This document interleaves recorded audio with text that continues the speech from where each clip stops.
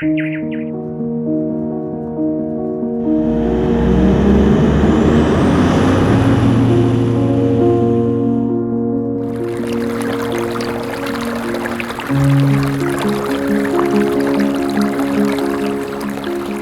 is not something we usually think of in environmental learning or science learning, and yet ambient sound is everywhere, and it varies. And the context of listening and learning changes. And so what's the difference? What's the impact of sound on the person as they're learning? We have some intuition and some hypotheses about how soundscapes affect learning, such as like if you hear a really loud sudden noise, you might be startled and that might divert your attention elsewhere.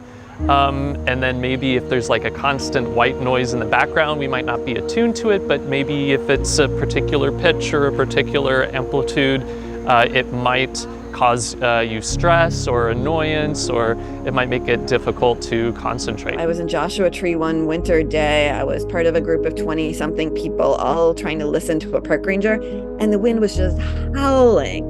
And it was taking her laminated photos and it was whipping them around, and we were all huddling together, hanging on her every word.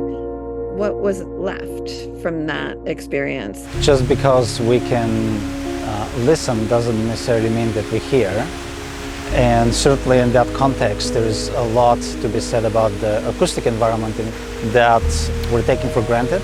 How do we take the sound in an environment and make it part of a learning opportunity so that all the senses are fully engaged in the environmental experience? And so this project is looking at sound and the experience of sound, visitors' experience of sound, in all kinds of different informal out-of-school spaces. Science centers, parks, zoos, aquarium, kinds of spaces. We start with these kinds of small devices called audio moths, where we're putting them up in outdoor spaces and recording the sounds of the environment and analyzing them.